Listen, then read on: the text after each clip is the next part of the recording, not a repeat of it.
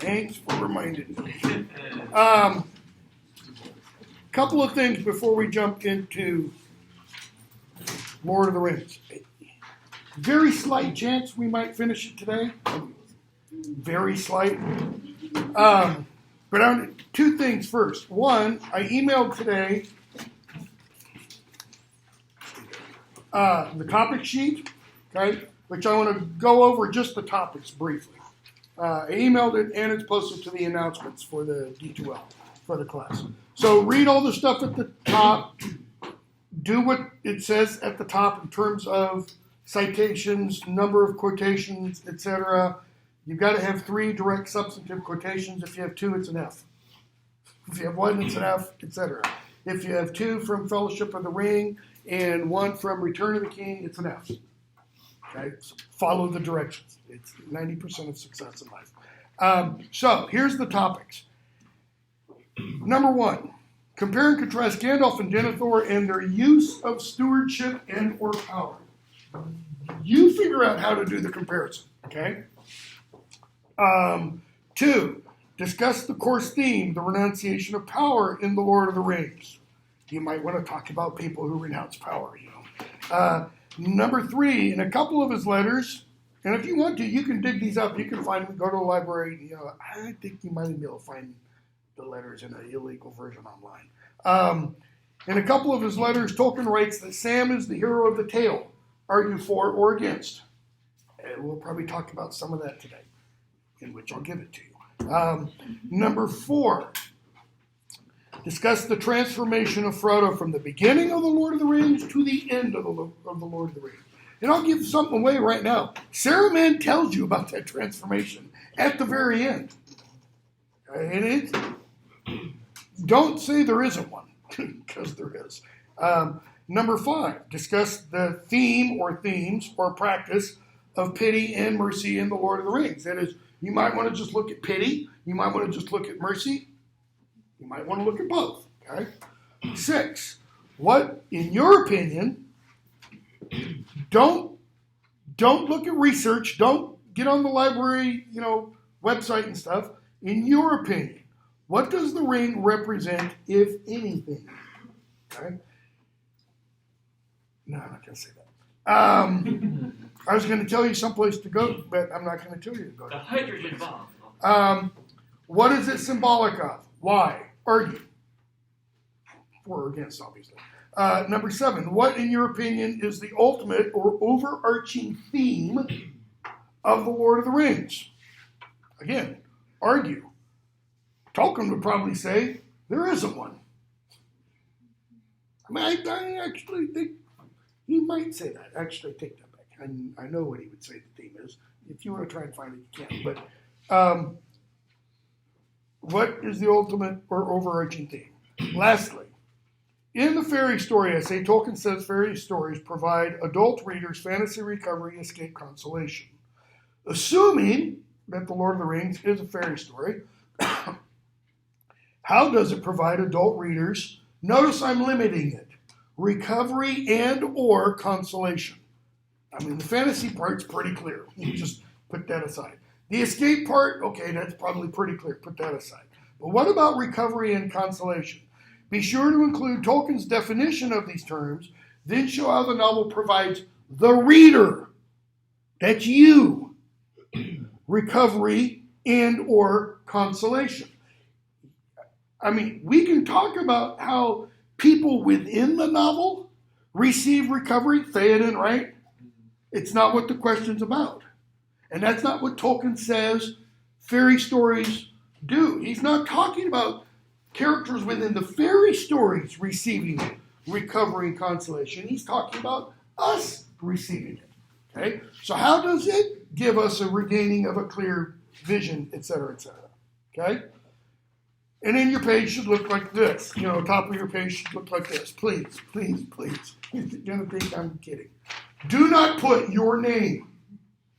I've had, I think, 2 papers that have your name typed here. And then last name typed over here. Don't. Okay? Impressive they got to college. I want to put my name here. And I got like 2 or 3 papers that I had written. And I was like, really, people? Okay. So, Ghost Riders. follow the directions. It's due a week from Thursday, so you give it a little bit more time than I had originally planned. Stuff about, parenthetical citations, works cited, doesn't have a works cited, it's automatic F, doesn't have a title, automatic F, etc. Okay? So you can make my grading really easy just by not doing one of those. Or you can make it really hard by writing a really bad paper. The really bad ones are the ones that, for a 3-page paper, I'll spend an hour. Because I won't use red, because it'll look like I slit my wrists on it. I use blue or green or something else. Really good papers, excellent, Seldom make a lot of comments on the really good ones. Unless you make some point that I want to argue with, okay? The other thing, I'm trying to remember what it was. It was something I said in class on Thursday that I wanted to apologize for because it was just out of the blue and it was harebrained crazy. What was that? I know you're all thinking, well, I can name one. Oh, I know what it was. The passage where Gandalf is talking with Denethor and Faramir. Not in the Muster of Ruin. And Denethor says something about, times have changed. We got to roll with the changes, and and I brought in, politics, and said something about Trump and something about street brawler, and I wrote never Trump. I didn't look it back up. I wrote something about never Trumpers on. Just wipe all that if you can. Just utter nonsense. The more I thought about it, the more I thought that doesn't apply at all, or it applies just the opposite of what I was talking about, which is probably the case usually. It's a negative example. Okay, so we're picking up with the chapter, The Last Debate, pages bottom of 879. I know I said we're going to pick up 881. Bottom of 879. So we've been told, Aragorn has revealed himself to Sauron using the Palantir of Isengard. Okay?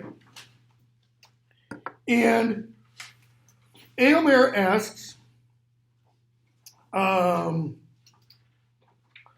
why should he think it vain? Eomer asks, all is vain, you say, if he has the ring. That is, if Sauron has the ring. Why should he think it not vain to assail us if we have it? Why should Sauron think, I'm screwed because one of them has the ring? If Aragorn has the ring, why would Sauron not just go, okay, I give. Sorry, I didn't mean it, Gandalf, he's not sure. He's not sure that one of us has the ring. All right?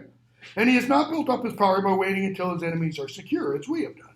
Also, notice, we could not learn how to wield the full power all in a day. Now, that's interesting. I've never pointed this little speech out before. Because what does that imply? That you could. Louder? That you could. You Not in a day, but you could figure it out. You could figure it out. But definitely not in a day. And I think by not in a day, he means not easily. It's not like you put the ring on and you're suddenly like the genie in, Aladdin. Ultimate power, where you go, oh, that feels good. You put it on, you're kind of like, okay, now what can I do? Okay, I can go invisible. Woo! But notice, its power isn't just that it confers invisibility. It's got other power to it. So what do you have to do? You have to learn to kind of unlock the secrets of that power, to channel that power. Well, Frodo, little wits. Not going to happen. Sam, probably not going to happen.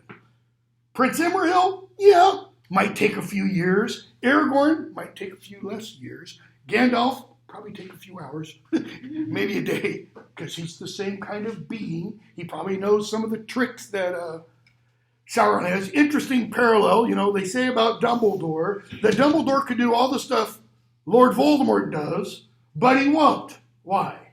Because he's better than that. He's too noble, as McGonagall says. Is Gandalf too noble? Wow, you guys are sort of, pessimistic. What do you mean he's not too noble? I'm just throwing this out. I mean, he manipulates in some, I could argue, more devious ways than Voldemort does. Like, Voldemort's power is very just that's true. evil out front. Gandalf's is kind of hidden, or not Gandalf's. Voldemort's very Dumbledore's is a few behind. Voldemort's very Warner Brothers-y cartoonish. Mm-hmm. I mean, 1950s Warner Brothers, not today Warner Brothers. I mean, it's very black and white, right? There's no subtlety to Voldemort.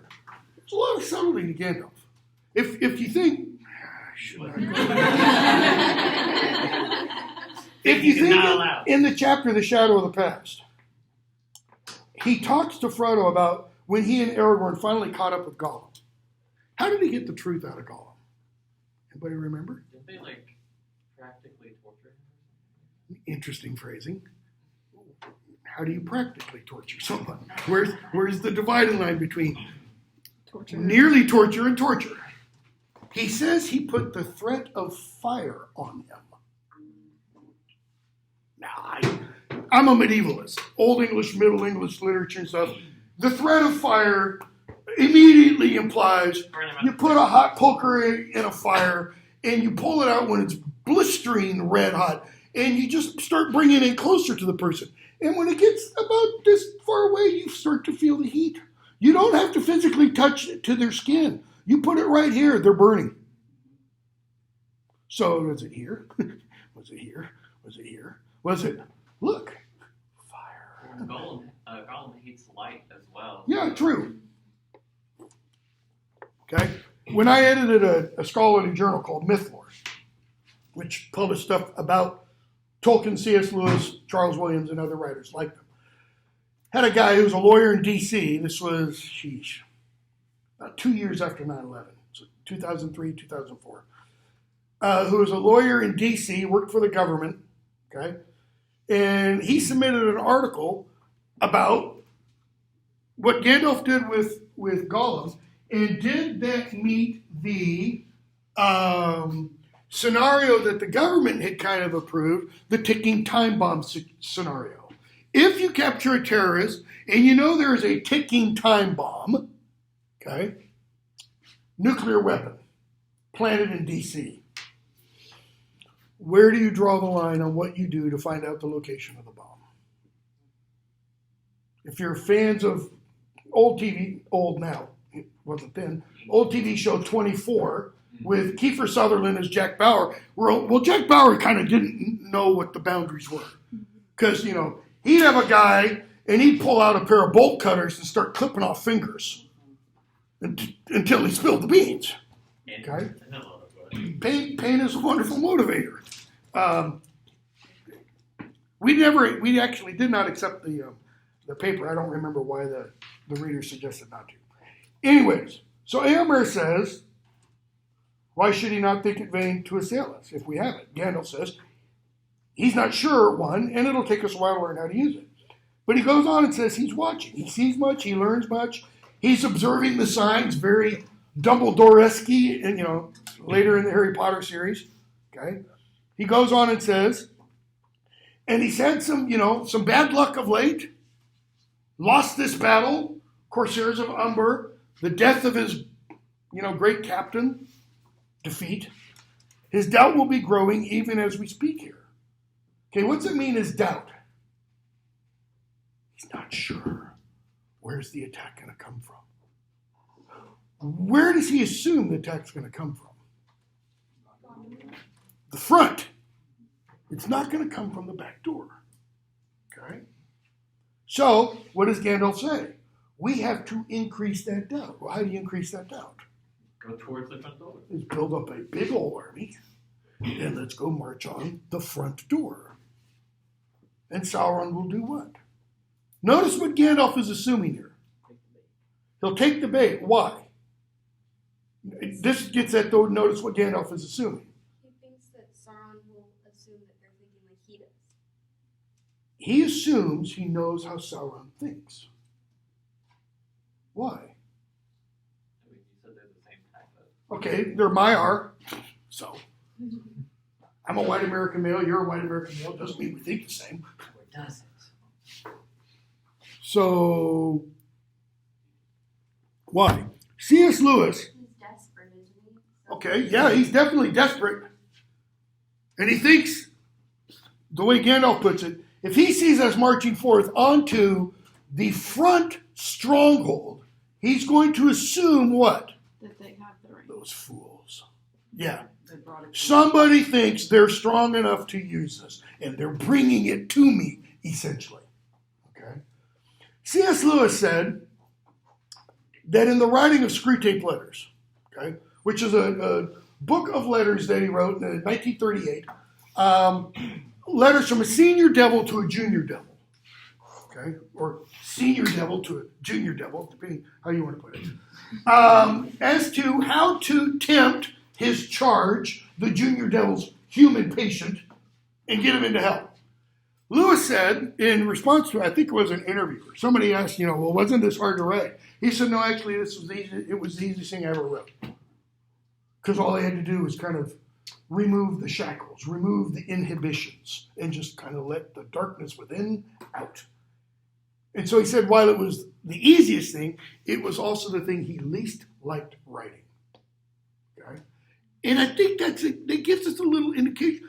Gandalf can kind of understand how Sauron thinks. Why? Because he's capable of it too. Just Gandalf? no. Just put yourself in his shoes. That's why when people say, oh, Hitler was so bad because he was crazy. Madness lies that way. What do I mean? Every one of us is capable of being a Hitler. Just let whatever it is inside. So, Gandalf says, this is our great hope. We have not the ring, and wisdom or folly has been sent away, but we must at all costs keep his eye away from his true peril. That is, we got to keep him from looking at Orodruin, Mount Doom. As Aragorn has begun, so we must go on. So how did Aragorn begin? Hello, back. This took your ring, shows him the sword. We must push Sauron to his last throw. We must call out his hidden strength so that he shall empty his land. That is, if we can get all the armies out of Mordor, that makes it easier for Frodo to go from Morgul Vale, Minas Morgul, okay, Tower of the Moon, to Orodruin.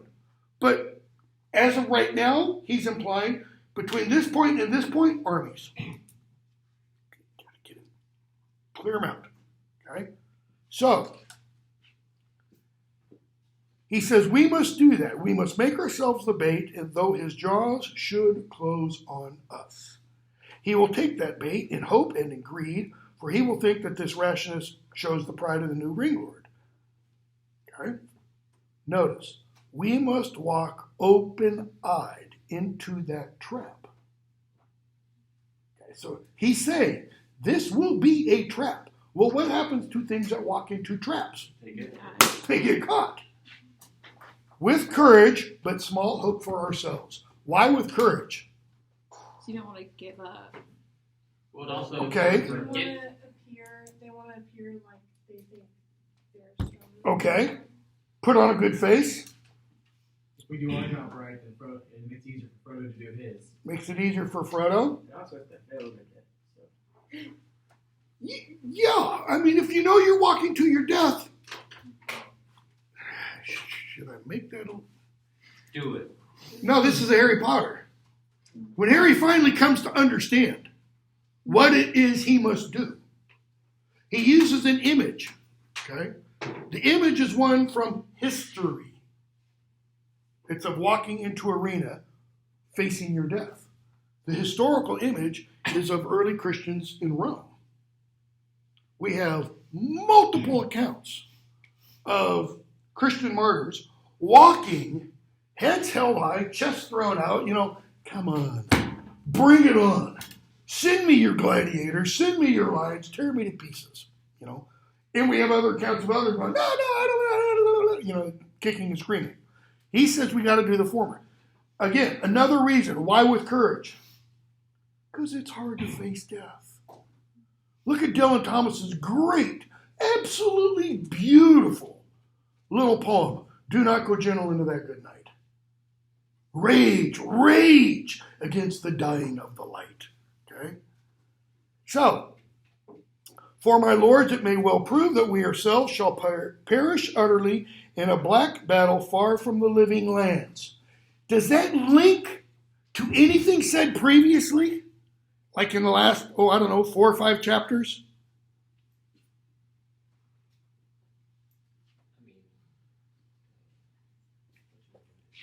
Aragorn's comments with Eowyn. When he says there may come a day when nobody's going to come back from battle, and you're going to have to do what little defense you can, and you're going to get slaughtered. That's kind of what Gandalf's essentially saying. Folks, we might die, and nobody will know what happened to us. There will be no great songs. There's a great song about Frodo. It's actually horrible. I totally skip it. It's Frodo the Nine-Fingered and on the fields of Cornwall. I just gloss right over it. Perish utterly in a black battle far from the living land, so that even if Barad-dûr be thrown down, we shall not live to see a new age. We might have to sacrifice ourselves for what? So others can live. Why did Frodo tell Gandalf he wanted to leave the Shire? So that the Shire would be safe. Okay? That was at the beginning. But this I deem is our duty. Better so than to perish nonetheless. To perish nonetheless? What's that mean? We're going to die. We're going to die, right? Sooner or later, everybody's going to die. In this context, we can wait. We can wait, a few weeks, few months, few years maybe. Sauron will build up enough forces that eventually he will overrun us. Okay? So he says, better to go out, like Butch and Sundance, blaze of glory, even though there might not really be any glory with it. Okay? As we surely shall, that is, perish nonetheless, if we wait here, and know as we die that no new age shall be. So better to perish, and in our perishing, knowing Sauron wins. But at least we did what? We tried. At least we died trying. Okay? So, everybody's silent for a while, because that's not what kind of speech is that? You're down 89-0 at the halftime. That's not come on, guys, I know you got it. It's we're going to go down, but we're going to go down trying. It's not a good psych builder. Okay? So they agree. And we get a marshaling of the forces. Chapter 10. 2 days later, the army of the West was all assembled. And we find out, and I'm not going to talk about how many, we find out how many men there are and such. Okay? Notice, Legolas and Gimli go, representing elves and dwarves. Lots of men go, representing men. Pippin goes. Why? Couple of reasons. Mary can't. Why else? He's in service of Gondor.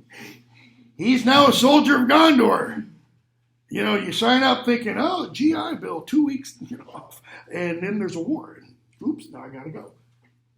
Okay? And They say that he hasn't had glory like Mary has. is that glory? Okay, notice there's the idea of glory in war. And what kind of glory does Pippin get? He gets an orc fall on him. Kind of like, because he remembers The Hobbit, he remembers reading it, kind of like Bilbo's story back at the end, towards the end of The Hobbit. Okay?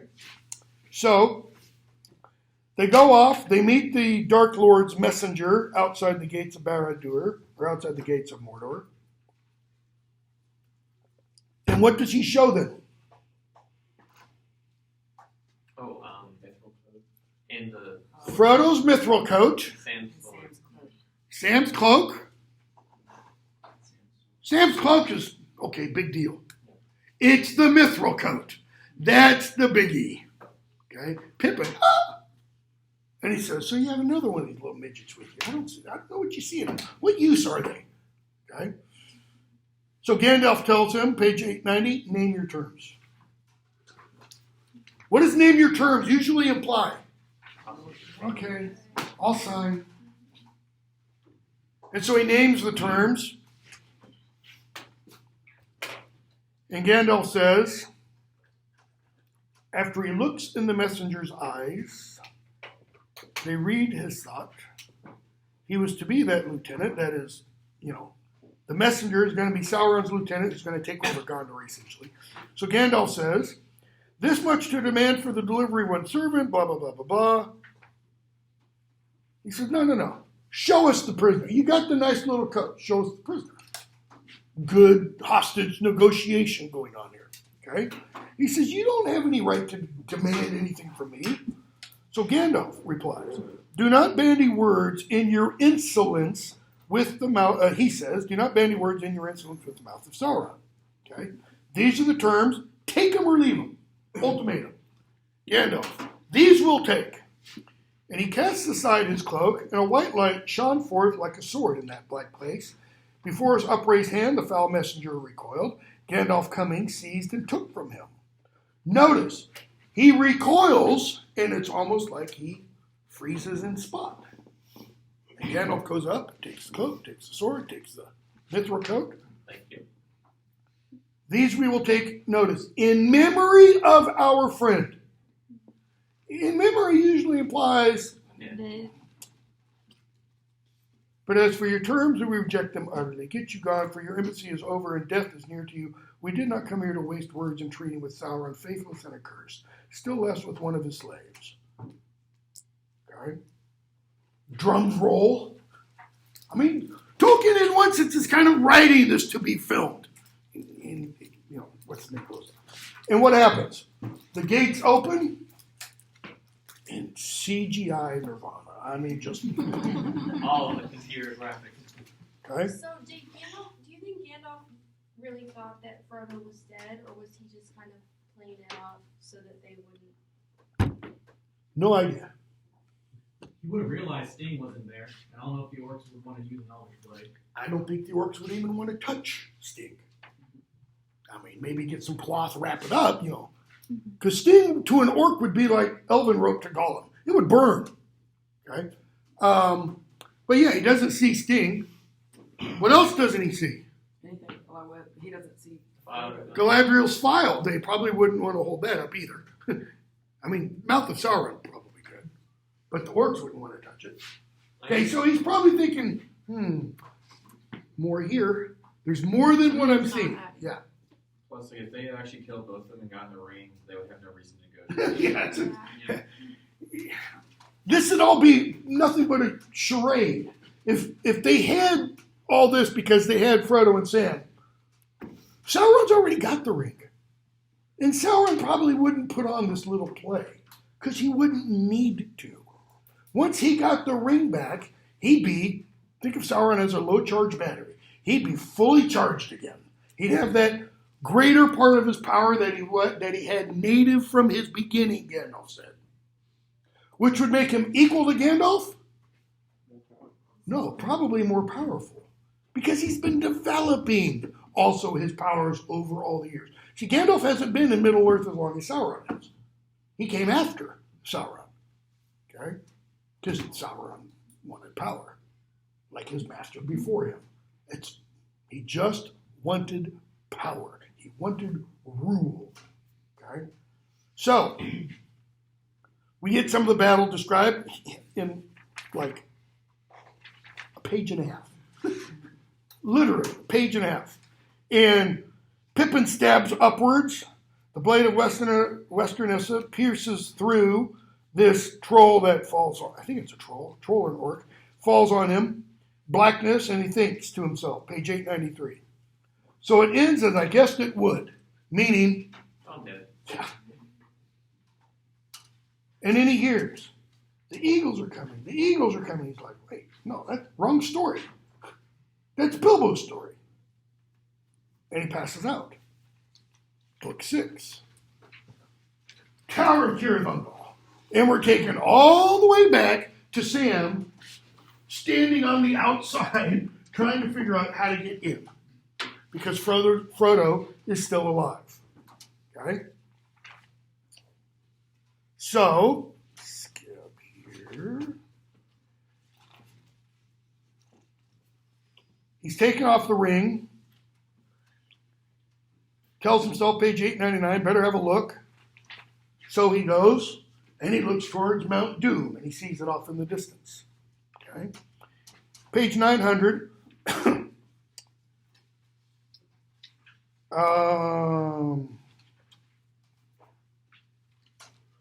Bottom of the page.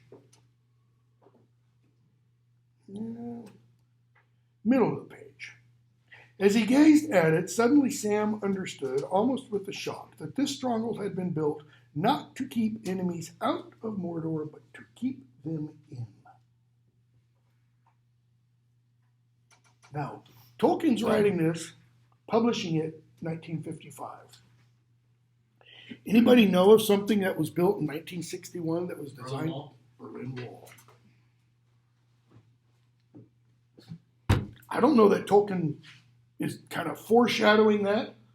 Tolkien did live during the period of the Berlin airlift at the end of World War II. You know, when USSR tried to essentially claim all of Berlin, and they blocked off all access, and the Allies, the United States primarily, just flew in plane after plane after plane.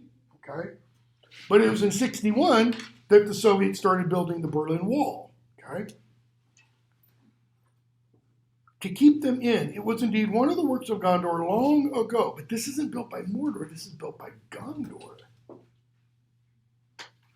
To keep those on that side. Okay? So down at the bottom of the page,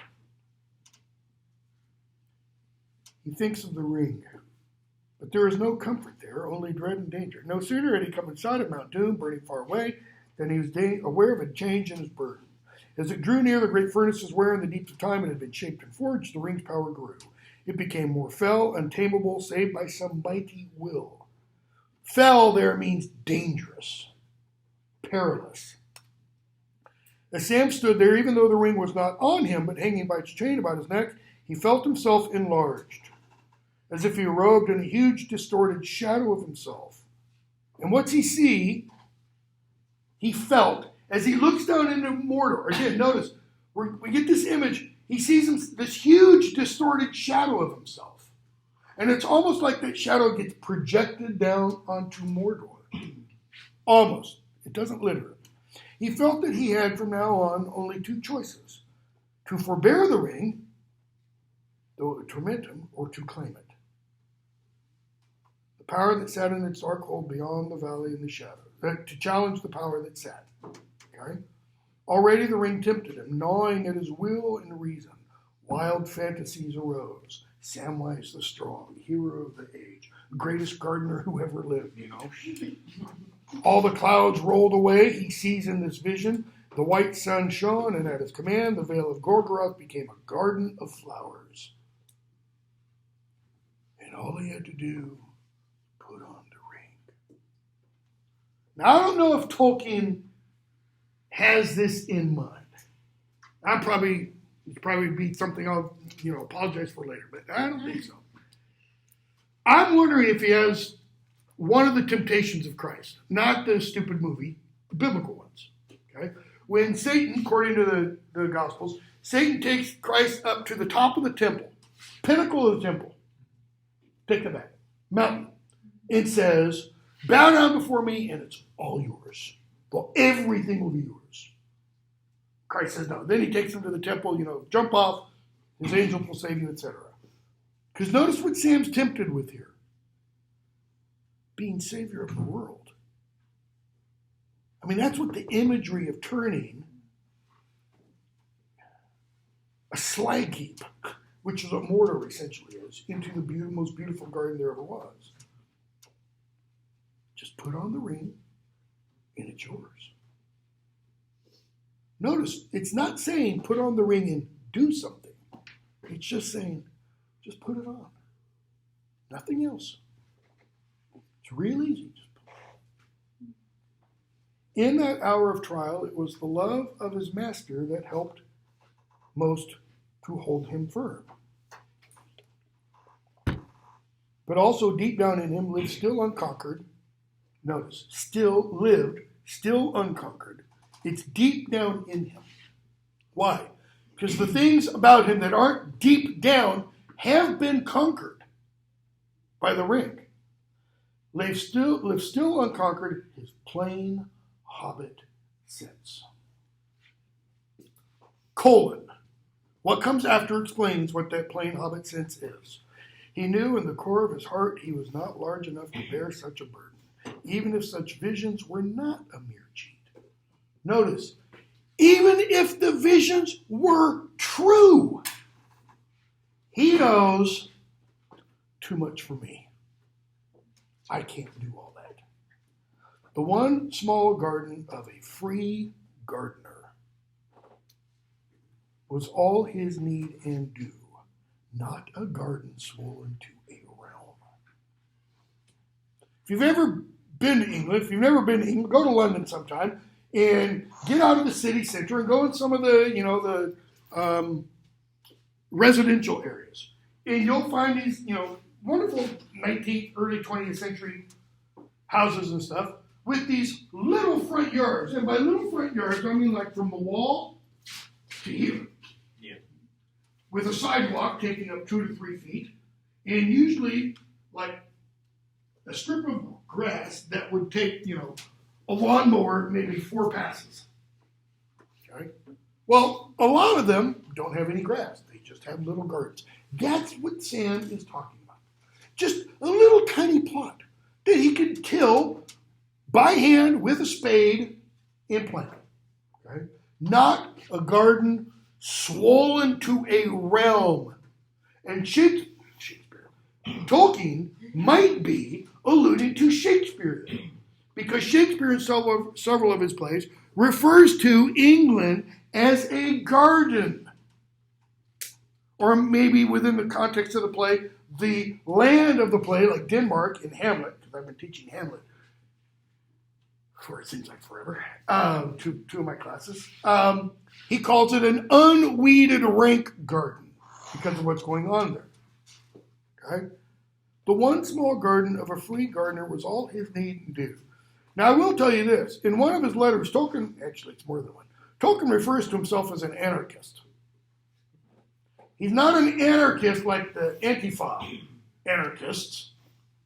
In my opinion, they're not anti-fascist. They are fascist, but it's another point. How does he call himself an anarchist? He says he just wants to do what he wants to do and everyone else leave me alone. Leave me the hell alone. Government, stay out of my business. I just want to till my garden. That's it. Till my garden, provide for my family, read my books, do my old English, create my silly little make-up languages. Just leave me the hell alone. Okay? And Tolkien says hobbits are essentially Englishmen in women. You meet a hobbit, you meet some average Englishman out in the country, you've met a hobbit. Tolkien essentially says. Okay? There's another thing I was going to say there about the plain hobbit sense. But I brought in Shakespeare that drove that other idea out of my mind. Okay, so, I know what it was. In that hour of trial, it was the love of his master that helped most to hold him firm. We see something similar to that earlier in the novel, when Frodo and all the others are in the barrow. They've been captured by the Barrow-wight. Before Tom Bombadil comes and rescues them, we're told what's going through Frodo's mind. He sees Merry and Pippin. They're laid out there. They're dressed in white. They have little circlets on their head like the dead kings. The Barrow-wights kind of done this. And Frodo thinks, I could get out of here. I could escape. I could run in the open sunshine again. But he thinks of his friends. Okay? He's reminded of them. And instead, what does he do? Tom Bombadil taught us a song. Tom Bombadil taught us a bunch of stupid stuff. What was that song, And he remembers and he starts to sing it, and that brings Tom Bombadil to him. Okay? It's Frodo's what that causes that? The love of his friends.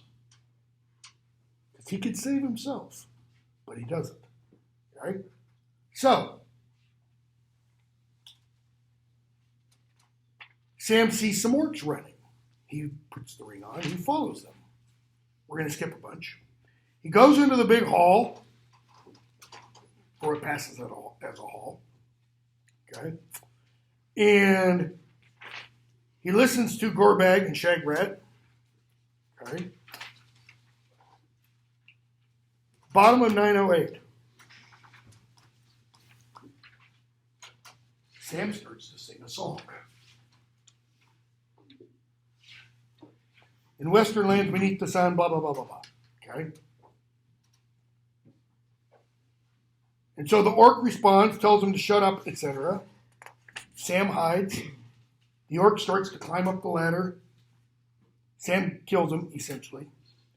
And he goes, page 910, and he sees Frodo. He climbs up the ladder, he sees Frodo, huddled on the floor, naked, lying as if in a swoon on a heap of filthy rags. His arm was flung up, shielding his head. Across the side, there ran an ugly whip wheel. Why is he shielding his head? Because he's afraid he's going to get beaten again. Okay? Could also be from light coming through. So Frodo and Sam talk a bit. Sam says, can you walk? I can carry you. Page 911. Frodo, yes, I can walk. I'm not hurt, Sam. Only tired. The pain here. Puts his hand to the back of his neck above his shoulder. That's where he got bit. Okay. I can never find where it is.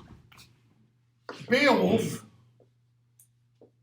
gets bit on the shoulder by the dragon in his final battle when he dies. Frodo gets bit, not on the shoulder, on the neck. Frodo gets bit on the neck by Shelob. Okay.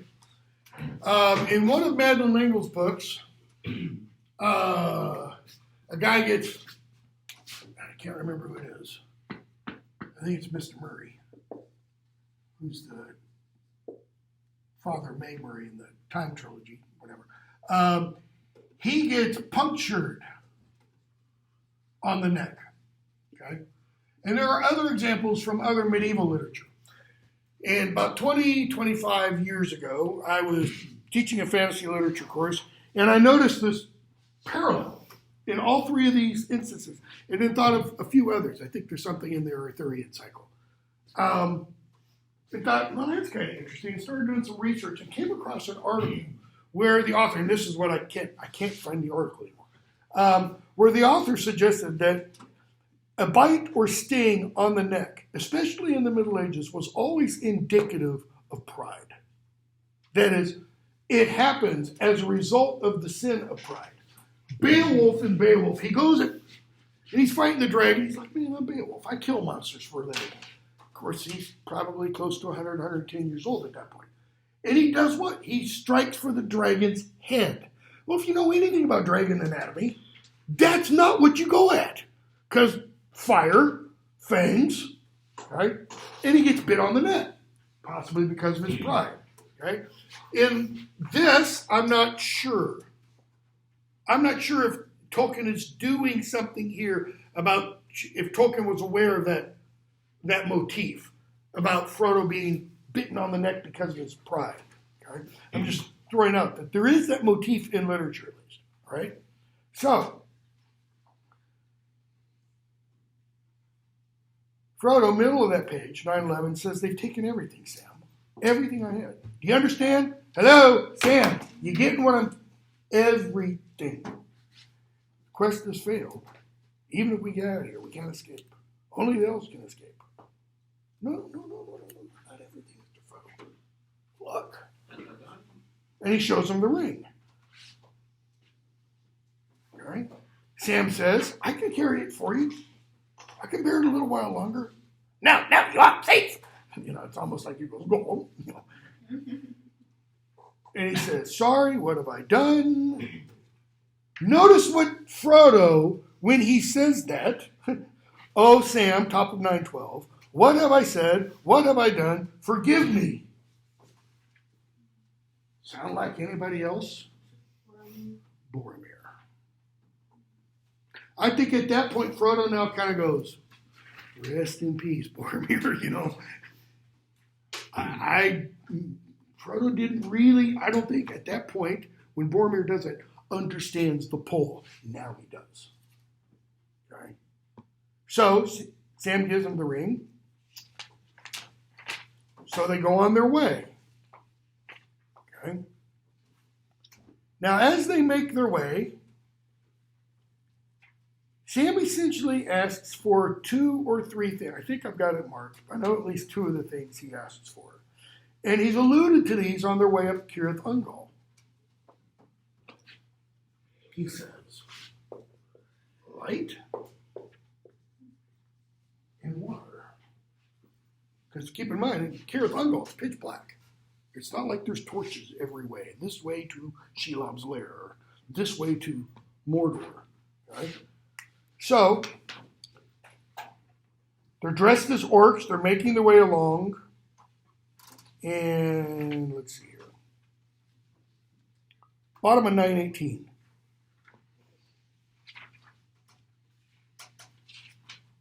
Sam says, in response to Frodo saying, I tried to remember the Brandywine. I tried to remember the water running, that is a river flowing through the middle of Hobbiton. Sam, dear now, Mr. Frodo, it's you that's talking water this time. If only the lady could see us or hear us. Okay, who's the lady? Galadriel. Okay? If only she could see us or hear us, I'd say to her, your ladyship, all we want is light and water. That's it. Just get us a little bit of light and get us a little bit of water. Just clean water and plain daylight. Better than any jewels, begging your pardon. But it's a long way to Lorien. What do you mean by it's a long way to Lorien? She can't hear his prayer. Sam sighed, waved his hands toward the heights of the Efelduith. Why? Because he's waving in the general direction of where Lorien is. Hundreds of miles away. All right?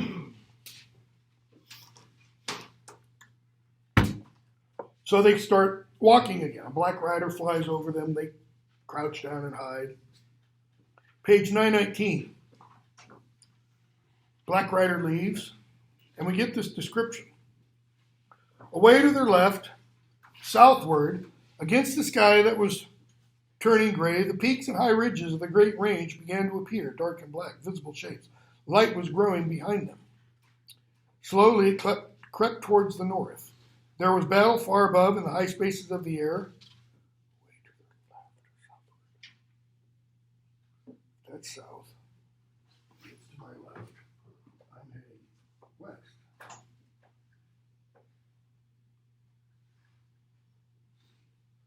It should be right.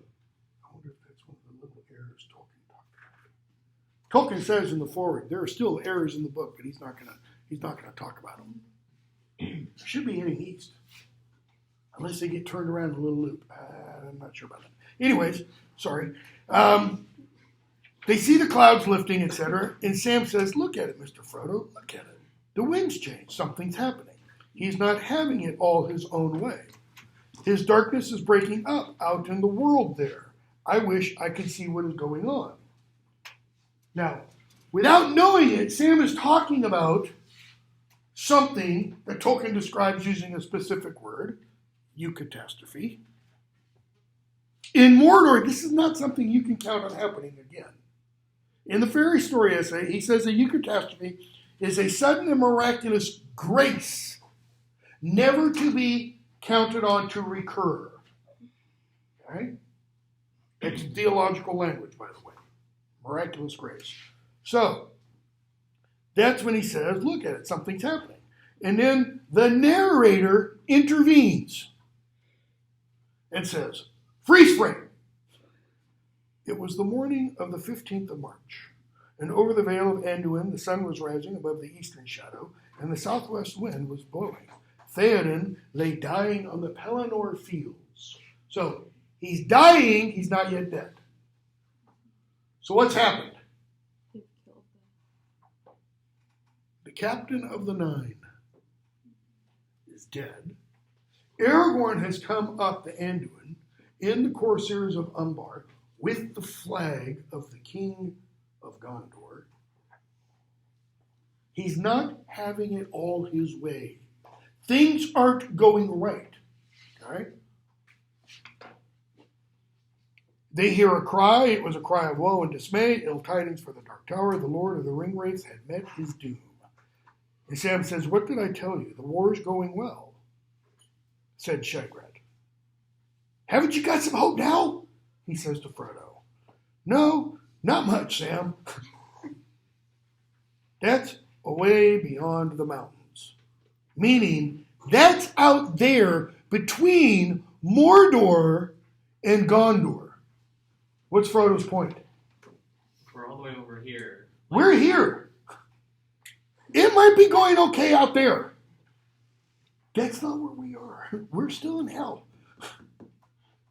Still surrounded by enemies. We're going east, not west. See, west would be towards them. Towards Gondor. Towards the light. We're going east. The darkness is coming out of the east. Which is why I did the thing. Wait, if the mountains are on their left to the south, if that's south, and it's on their left, then they're facing west. Unless they're doing this. Walking backwards. We're going east, not west, and I'm tired, and the ring is heavy, Sam, and I begin to see it in my mind all the time. And notice the image he uses, like a great wheel of fire. We're going to see that wheel of fire imagery later on. It's going to be used once. But a voice is going to come out of it. Okay? Sam says, come, Mr. Frodo. I've got one thing I wanted. If I could speak to her ladyship, I'd say 2 things. Light water. We got one. So maybe her ladyship can hear. And maybe her ladyship is not simply Galadriel. Maybe I'm just throwing this out, possibility. Maybe her ladyship. Sam means Galadriel. But maybe Tolkien wants us to mean something else also. Elbereth Gilthonio. What it is that Sam suddenly chants when he pulls out the file of Galadriel, and it lights up the place, okay, who a lot of readers, and I don't remember if Tolkien says this in any of his letters, I don't think he does, have suggested is emblematic of Mary. Okay? Because here she's kind of called the Queen of Heaven. Elbereth is Queen of Heaven. Okay? There, for Catholics, Mary is Queen of Heaven. Okay? So, he says, I wanted light, got a bit of light, enough to help us, and dangerous too, so let's go on. Okay? So they eat some limbus bread, Middle Earthian cliff bar made by elves, sorry. Go on to the page, bottom of 920. They keep walking along, and what do they hear? Little bit of water, dripping almost. And they see it, bottom of that page, come out of the rock in a little falling streamlet and float across the path and turning south away, ran swiftly to be lost among the dead stones. The imagery is almost this water coming out of a rock. Very Old Testamental, very Exodusian, if you want. Okay? Sam springs towards it. If I ever see the lady again, I will tell her. Light, not water. Let me drink first, Frodo. Frodo's like, it's okay. There's room enough for both. Sam's like, no, you don't get it. Why does Sam want to drink first? Make sure it's not poison. So if he drinks it, Frodo will live.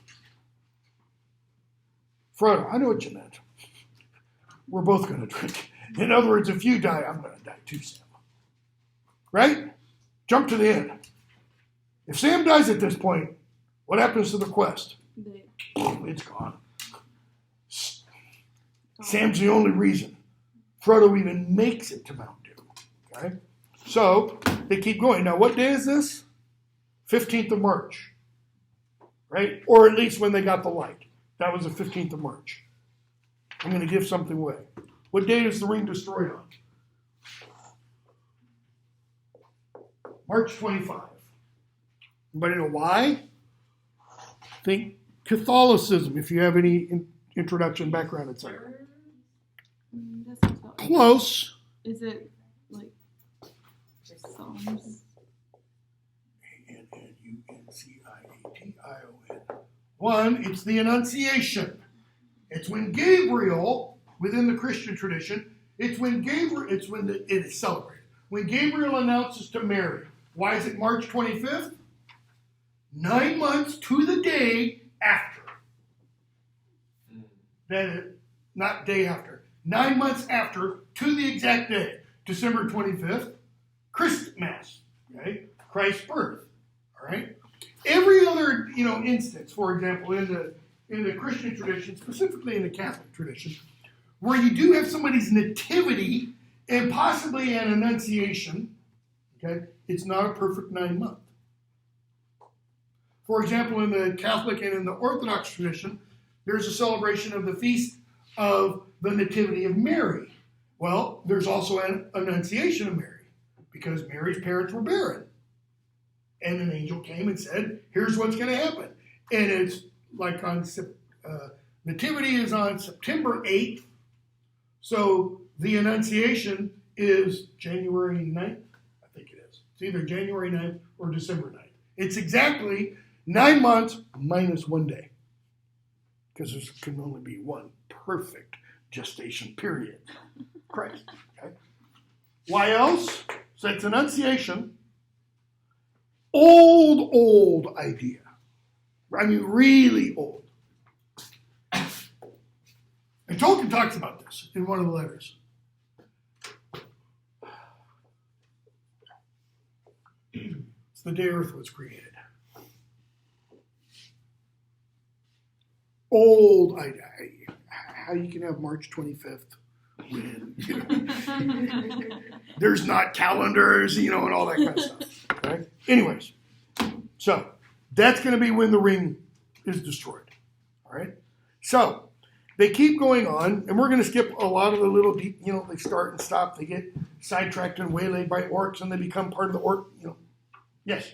I don't know if you're going to skip this or not, so I just have a question Go ahead. before we move on. On page 922, the third paragraph-ish. 922, third paragraph. Yep. Yes. Is that a catastrophe as well? Uh, Sam sees the star. They're peeping among the cloud rack above a dark tor. High up in the mountains, Sam saw a white star twinkle for a while. Beauty of it smote his heart as he looked up out of the forsaken land, and hope returned to him. Yeah, that's a little catastrophe.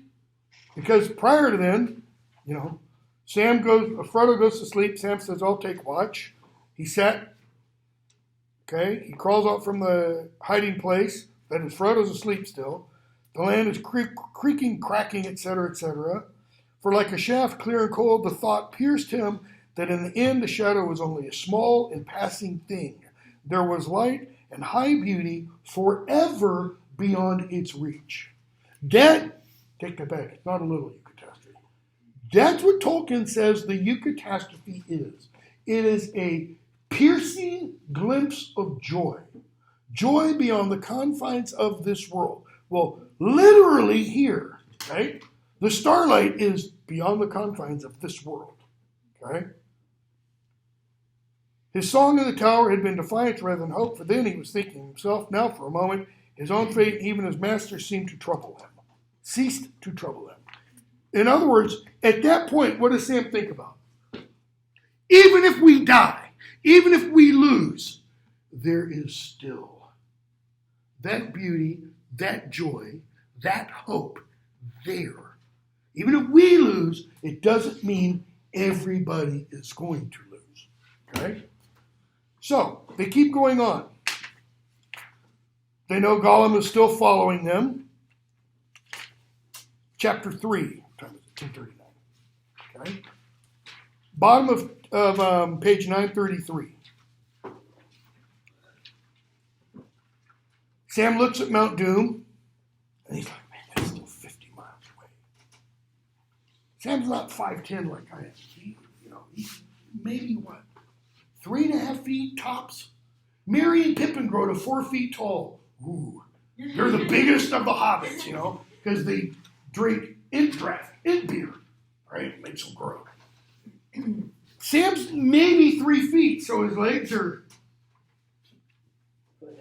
That's a lot of steps for a little guy.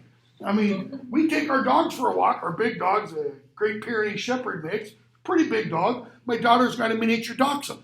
That poor little sucker. Badger he's like a cartoon dog. He has to take so many steps just to go 10 feet. Sam's got to take a lot of steps to go 50 miles. And that'll take a week if it takes a day. 50 miles in a week? 7 miles a day? For a midget? That's a lot of walking. Okay?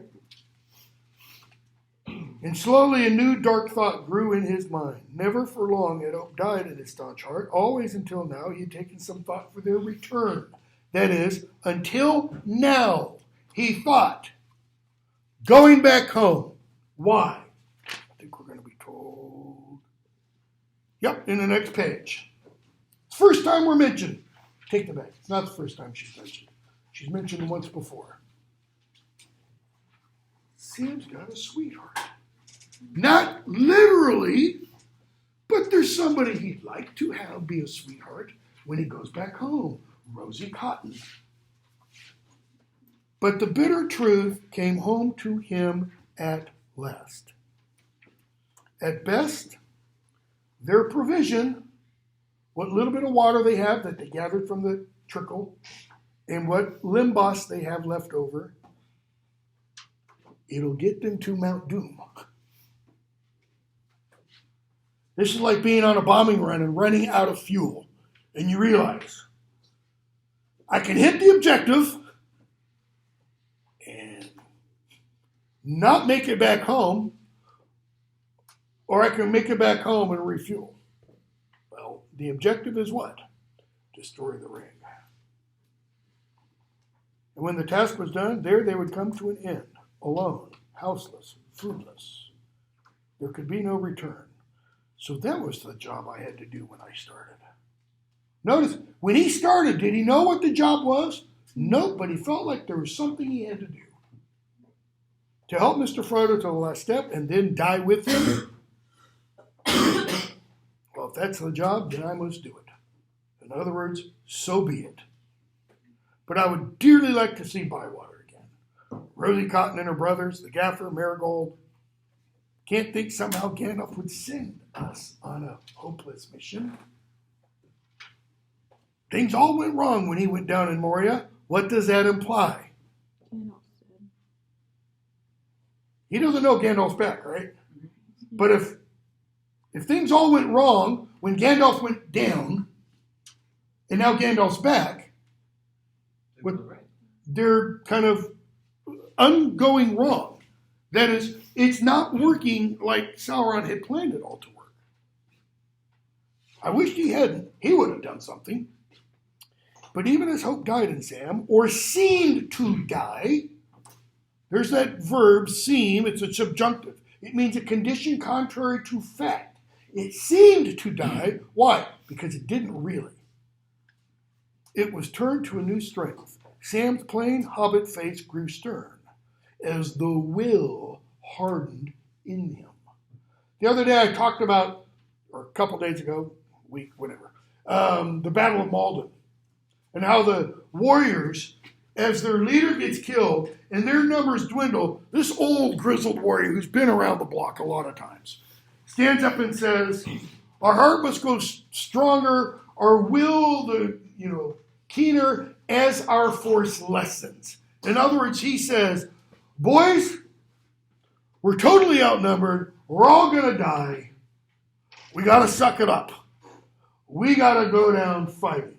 Okay? Sam becomes a warrior at this point. Sam becomes a hero at this point, not the hero. Why? Why does he become a hero? I mean, even with everything that the hobbits do, like they wouldn't have been able to accomplish like everything like good with just themselves. I feel like it goes back to what Aragorn said. Is that a hero that I don't know exactly what it was. It was just It's okay. I know what you're talking with Yeah. Eowyn. Yeah, I mean a hero that there's a hero is someone that dies when no one's there to watch. There's no glory, but he's doing it to save everyone. Or he's doing it because it's the thing to do. Yeah. Okay? And he felt through all his limbs a thrill as if he was turning into some creature of stone and steel. He's becoming the Hulk, in midget fashion. Like, throw it at me, Sauron. Okay? So with a new sense of responsibility, he brought his eyes back to the ground near at hand, studying the next. I've never pointed that out before. I've been teaching this book for close to 30 years.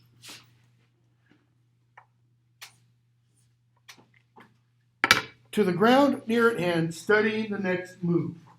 Why? Why is that line so important? He's leading the journey finally. Okay. Keep going. Does it kind of go back to it's not the path chosen for them anymore, it's what they're choosing? 99% of the way there. What's he been thinking about just prior to this? He's been thinking about the conclusion, right? He's been thinking about the destination. Destroying the ring and then going back home. Now what's he think about? The very next step. Not the very next step that will ultimately take him back home. The very next step that will ultimately take him to the conclusion of the journey and his death. And what's he thinking about? Do I step here or do I step here? The very next thing. What do we do to accomplish this task? And as the light grew a little, he saw to his surprise that from a distance it seemed wide and featureless flats were in fact all broken and tumbled. In other words, maybe it's not 50 miles, maybe it's closer. So while he steels himself to this arduous journey, toughens his will, then he realizes, maybe we'll make a little way back. Okay? So he wakes up Mr. Frodo, and Frodo says, I can manage it. They keep going. Okay? Page 937. Frodo says, I can't manage it, Sam. Top of the page. It's such a weight to carry, such a weight. Remember, Sam took the ring, and what happened when he immediately took the ring from Frodo? There in Cirith Ungol. It felt so heavy. Sam, knowing what the response will be before he even speaks, let me carry it a bit for you. I would gladly. Stand away, don't touch me. It's mine, I say, back me off. No, Sam, no. The Gollum inside comes out, You must understand it is my burden, no one else can bear it. It is too late now, Sam, dear. What's the it is too late now mean? I am the rings.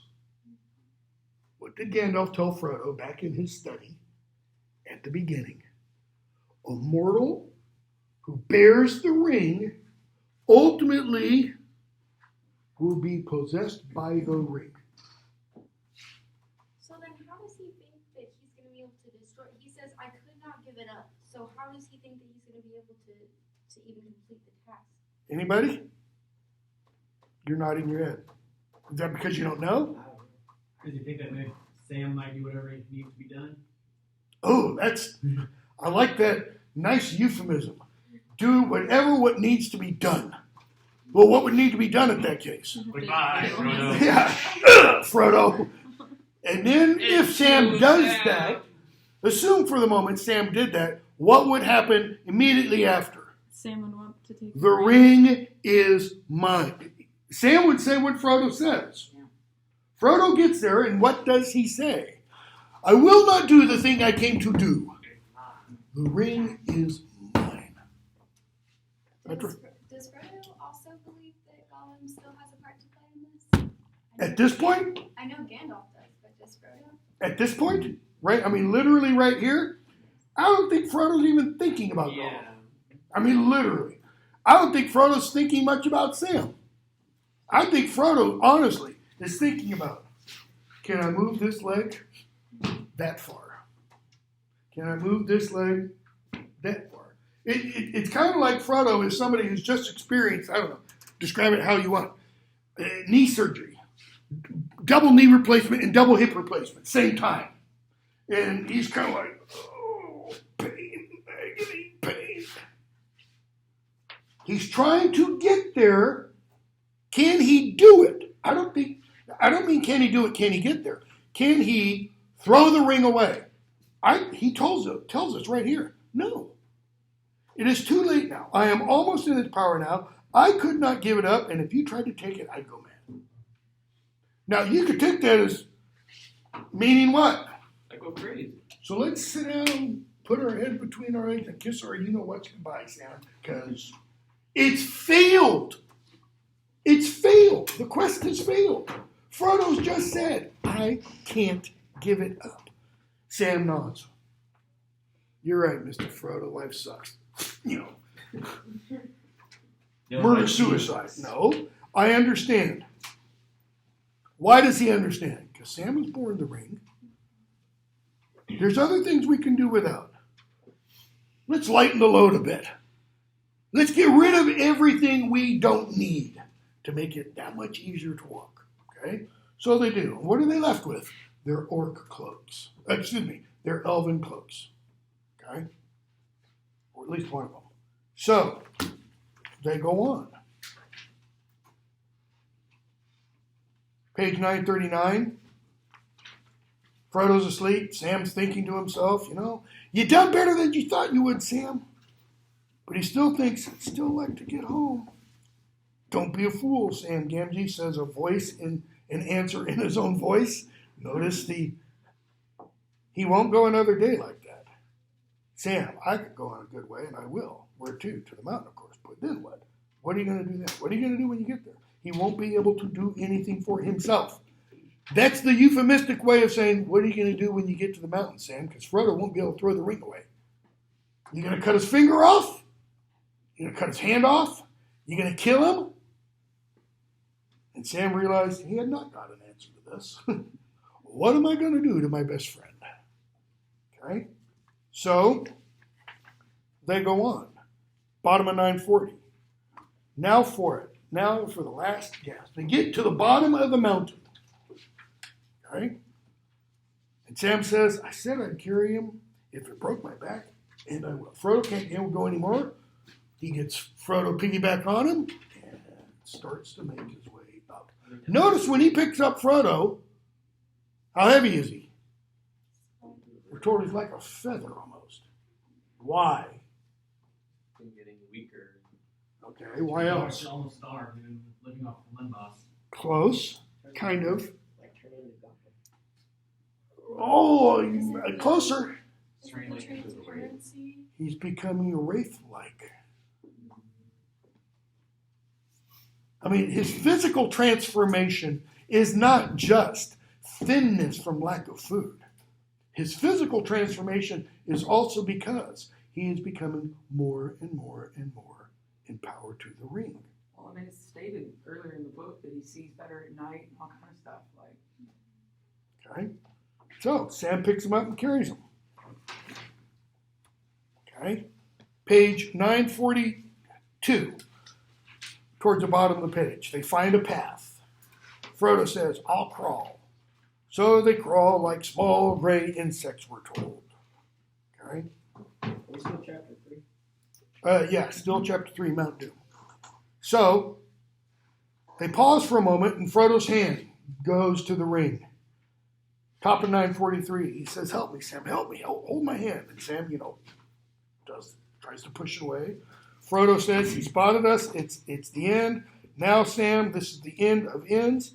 Okay? He picks up Frodo, drew his hands down to his own breast. That is, he gets Frodo's hand, puts him on Sam's chest. So they can't reach behind and grab the ring. Okay?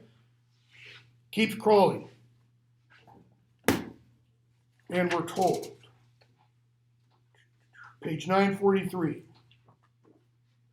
He gets smacked upside the head. Wicked master, Gollum says. wicked master cheats us, gets me go home. You mustn't go that way. You must have the branches. Go even smell. Give it. Sam throws Gollum off, and he looks at Frodo, and we hear Frodo say, down, down, clasping the ring, down, you creeping thing out of my path. Your time is at an end. You cannot betray me or slay me now. Okay? Notice there's a wild light in his eyes and stuff. Okay? Frodo says that. Top of 944. Then suddenly, as before under the eaves of the Immemule, Sam saw these two rivals with other vision. Crouching shape, scarcely more than the shadow of a living thing, creature now wholly ruined and defeated. Notice, wholly. It doesn't mean mostly holy. It means totally ruined and defeated. What hope of cure is there for Gollum now? None. I would say except for one thing. We'll talk about it later. Filled with hideous lust and rage, and before it stood, stern, untouchable now by pity. Notice, untouchable by pity. Figure robed in white, but at its breast it held a wheel of fire. Why is Frodo untouchable by pity? Because that's Frodo.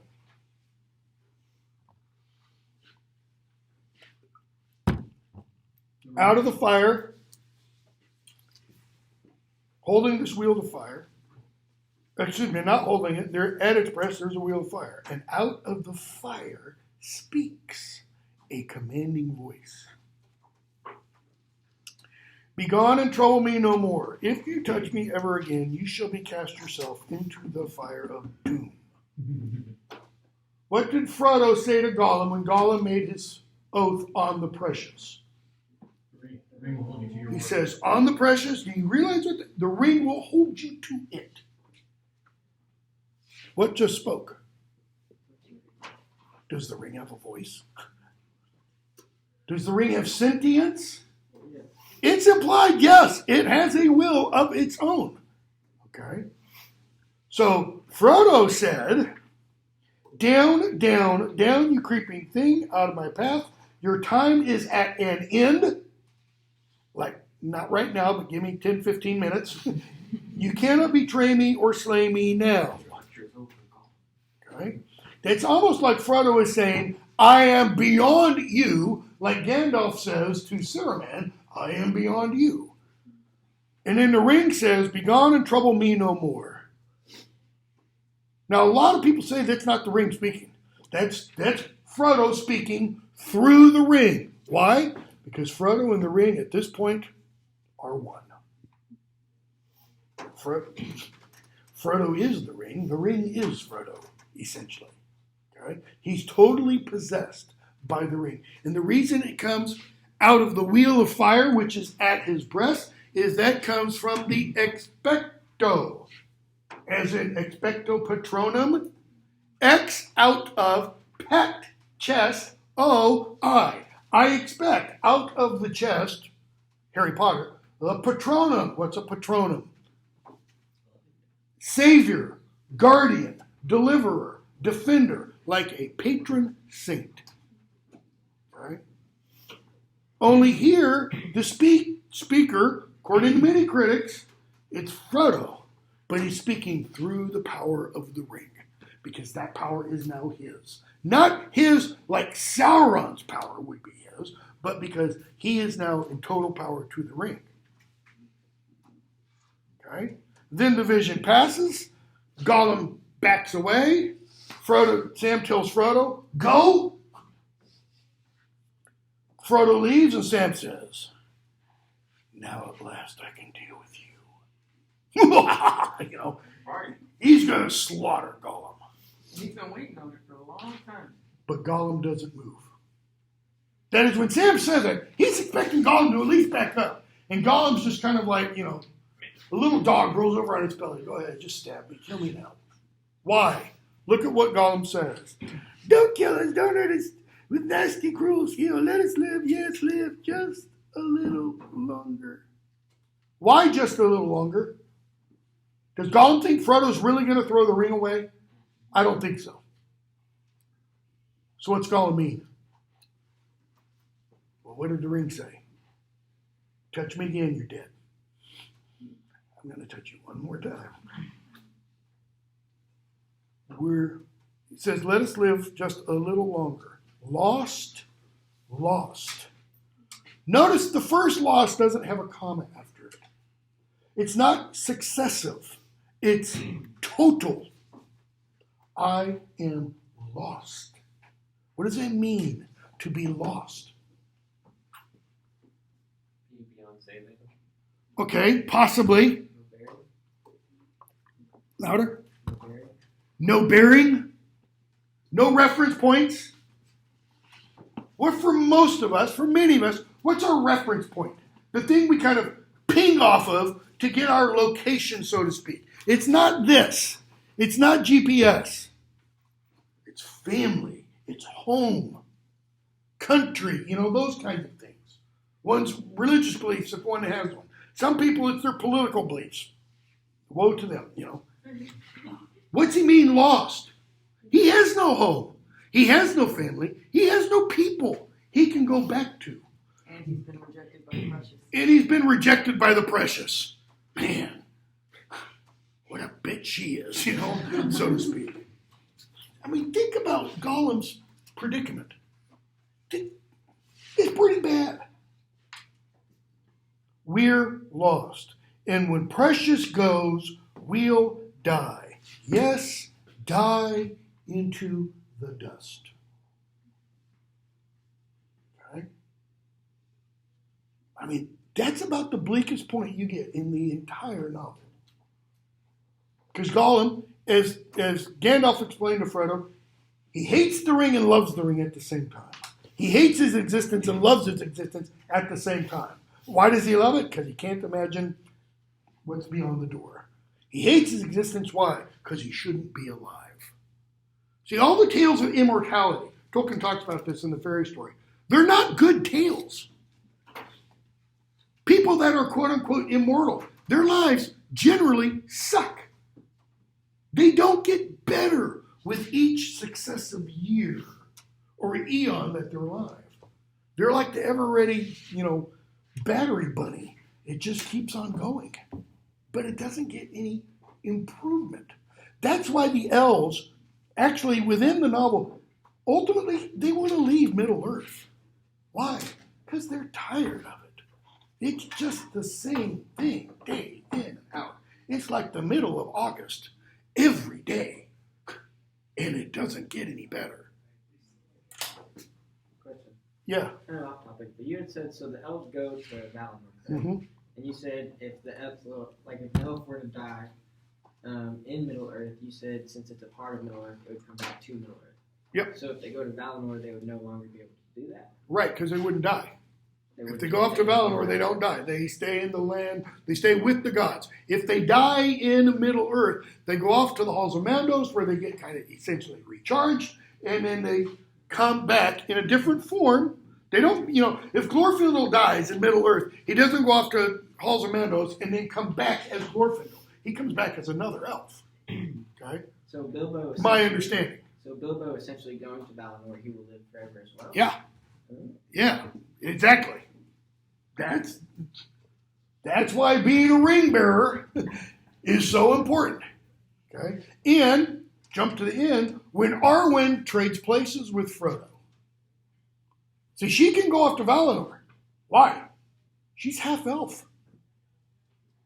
If you're half elf, if you're quarter elf, you can go to Valinor. Prince Imrahil. Legolas looks at him and says, "You got some elvish blood in you, I can tell." He can go to Valinor. Okay? But Arwen takes the choice of men. Aragorn's family, after Beren and Luthien Tenuvial married and had children, Aragorn's family chose the lives of men. So Aragorn is in that, even though he does have some elvish blood because of Luthien Tenuvial, way back there, right? He doesn't get to make that choice. It's only those who are half elven that get to make that choice. So Arwen says, my choice is where? With my husband. Okay? She's going to outlive Aragorn because he's man. I don't remember how long. Read the appendices. Like she outlives about 100 or 200 or 300 years, something like that. Okay? But the elves, when they go off, if they go off alive in Valinor, they stay there forever. Okay? Bilbo, I don't know, I probably shouldn't say will live forever. I don't know if Bilbo stops aging or Frodo stops aging when they go off to Valinor. I don't know if time metaphorically stops. What are we told about Galadriel's realm, Lothlorien? It's like time stops passing. Why? Because Galadriel's an immortal. If you're immortal, if you're eternal, you're outside time. She's not eternal. Only Eru Ilúvatar is that. Okay? Okay, we'll stop there because 11:05. That's when we get out, right? Always makes this class up. We didn't finish this. Yeah, no, we almost finished. Because we're going to skip a lot after this. We'll stay here though at 9:44. Yeah, we'll pick up. Yeah, because, I mean, we didn't pick up with what Sam did. Yeah. Kind of left that hanging. Didn't mean To be to. continued. If you haven't started reading Harry Potter, start. Because we're going to zip through at least the first 2 books. Okay? Like I said, the exam is posted on D2L.